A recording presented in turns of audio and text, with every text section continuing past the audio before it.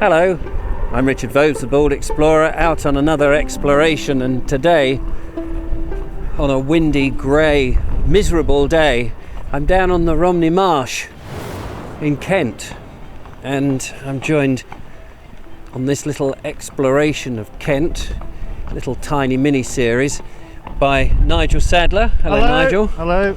And young Arun. Hello. And Maisie the dog. We've come down here to a church, to have a look at a church on the Romney Marsh. Now, I've been here before on a much brighter, sunnier day as part of my smuggling programme, one of the longer format Bold Explorers I did about 5-6 years ago now. Fairfield Church, which is an abandoned church pretty much. There's no village here anymore, and we're just walking down this lane trying to get to it. Unfortunately, the weather is not the best, but it's an interesting church, recommended to us by Francis Pryor in his book Paths to the Paths to the Past. Paths to the Past. The church is on our right, just the other side of this hedge, and there's drainage ditches. You can see the wide open space and the big sky. I'm sure there's lots of information about the church online. We did read about it and how it had been restored and abandoned and then lovingly restored or something. Yes, I mean there was extensive sheep country, well there still are a lot of sheep. The Romney Marsh is crisscrossed by these drainage ditches which prevents the land from flooding. I think it's all originally reclaimed land that's once very, very well populated with arable and then depopulated after a big storm. I forget the year, and now pretty much deserted. Everyone went to sheep farming here. The Romney Marsh is a breed of sheep which is very well known and originates from here. Now, Nigel's gone off to a house in the background there to see if he can obtain a key so we can actually get inside the church. But here it is, looming up on the landscape, and one wonders where the original village must have been that supported it, whether it was close or just scattered about.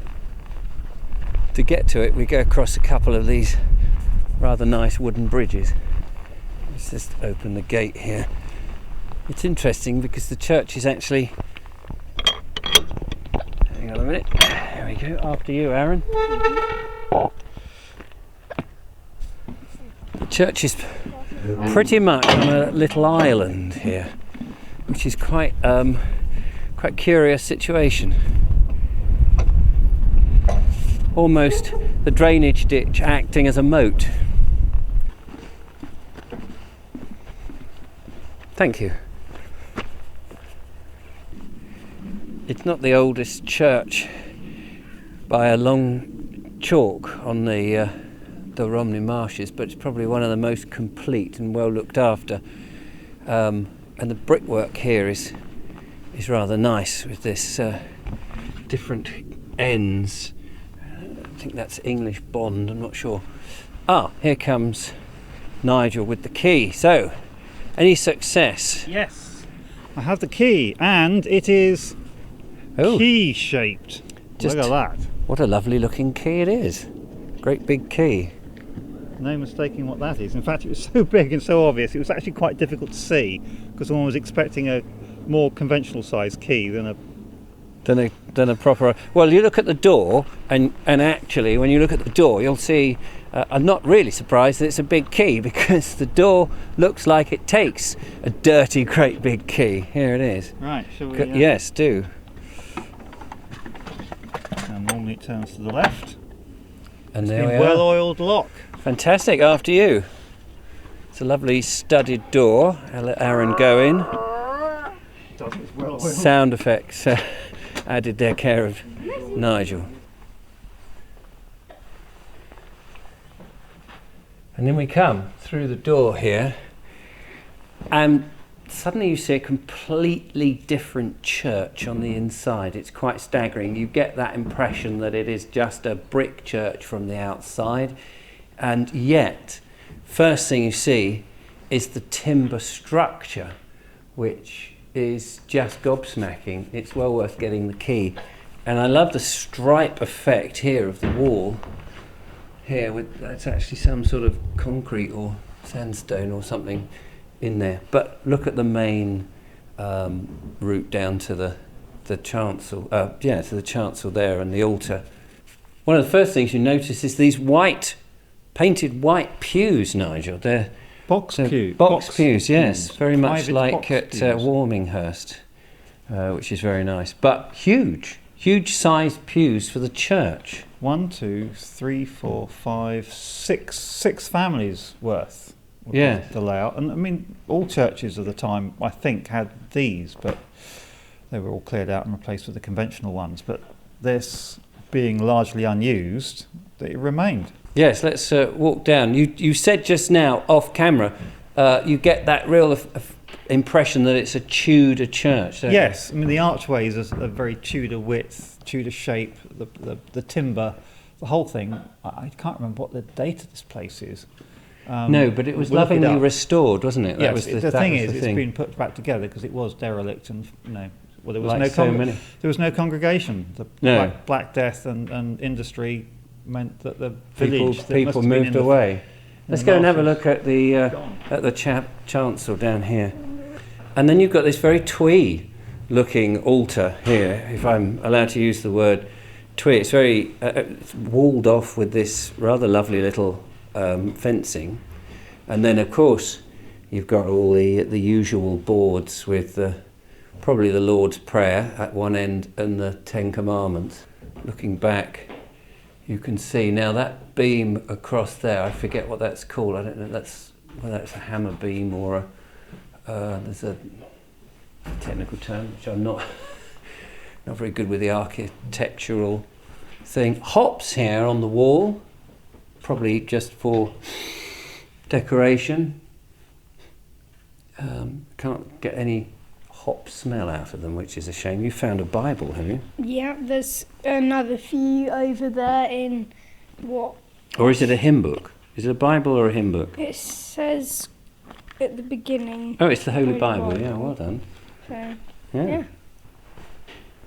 Here, big old font, nice and tall, without a cap, and it looks like it's lead lined. No electricity and no heating, I would guess. There are a few candles, so it's going to be gloomy. You can do a Christmas service here, but yes. I would think it would be quite magical. There's a little organ over there I've just spotted as well. There's a Tesco's pack on top.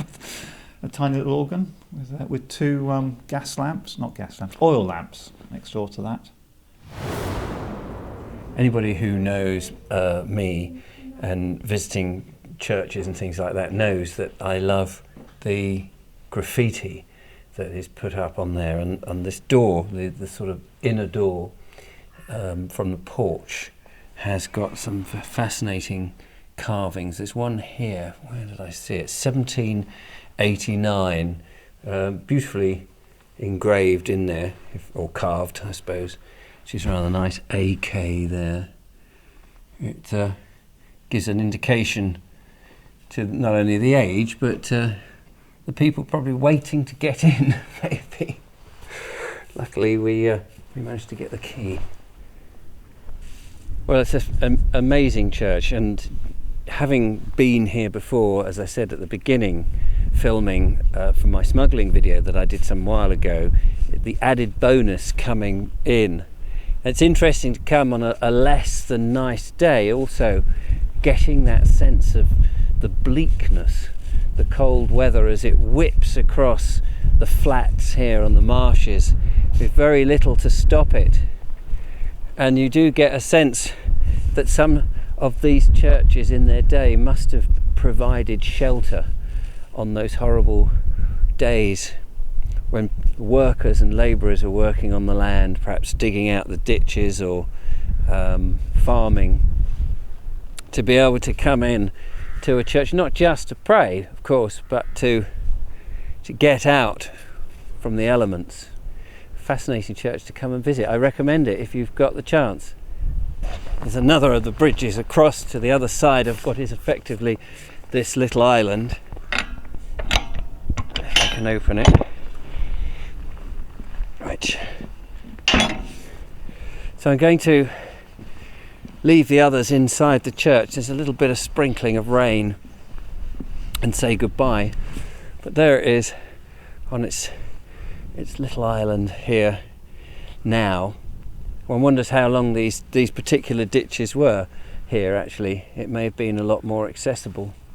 Anyway, thank you so much for watching. Hope you enjoyed the video, and going to carry on a little bit more with Romney Marsh on this little trip, but I do hope to come back next year and explore a lot more when the weather is better.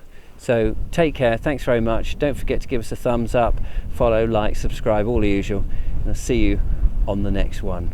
Bye bye.